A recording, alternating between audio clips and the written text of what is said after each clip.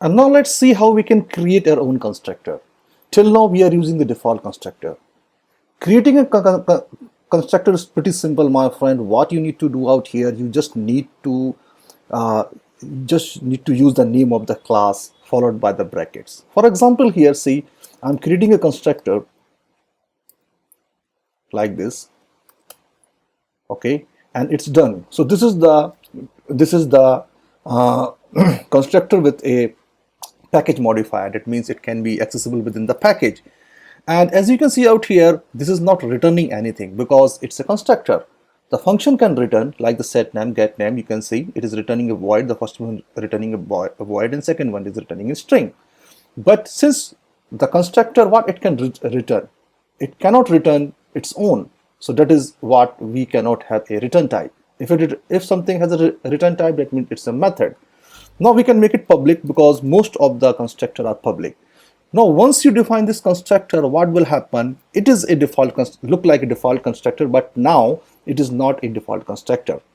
Why? Because the Java will not treat this as a default constructor. Although if you are not defining it, that means it will create a new person that will be treated as a default constructor. The code will look same and the code will run as it is that we have done earlier. Okay, now what happened, my friend? The first thing come here, the constructor can have the parameters. So here in a constructor, you can pass the parameter. So while creating a constructor, what will happen, my friend? Here means it will create the constructor with the parameter when you create an object. So let's say, suppose whenever the constructor is created, I want to give a default name, something that should be shown to the user as a hint that this is particular name, this is an age, gender, and occupation. So how you can do it? See, the first I'm passing a name, okay, default name, default, okay, integer, int age, and then string gender, and then string occupation. And how you can call it? See, when I do this here, you will get an error.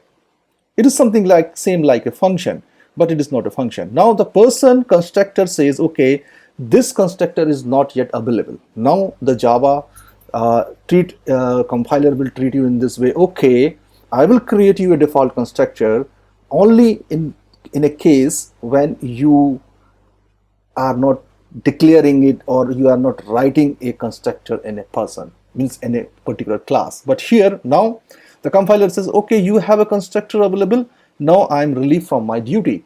So it's your responsibility to create a constructor with a signature like this. So what we can do when we create an object, we need to pass some value. Let's say person. And here the person, it will ask you to enter the name, age. So the name, let's say the name, and age I will suggest the 0 or let's say 1, and the gender here I will say a male something, okay, and an occupation I says the SE, that is the software engineer.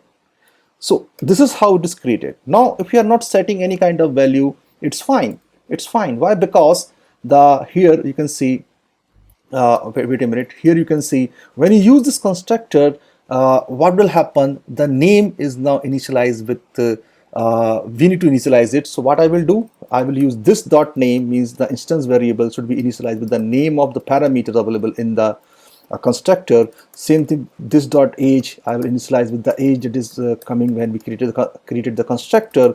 This dot gender, here you can see it's a gender, and here you can see this dot occupation, here is an occupation like this. Now what happened, my friends? You didn't need to call a setter here. Why? Because if you want to call a set, you can change the value, but the default values are already been initialized. So the name will become name, age will become age, gender will become gender, and occupation will become occupation. So if you try to run it, see, if I call the getter method, p dot get gender, so you can see it will return you the value that is the gender here like this. Now the gender is male. So this is how you can create a constructor of your own. In the next lesson we will talk about the overloaded constructors.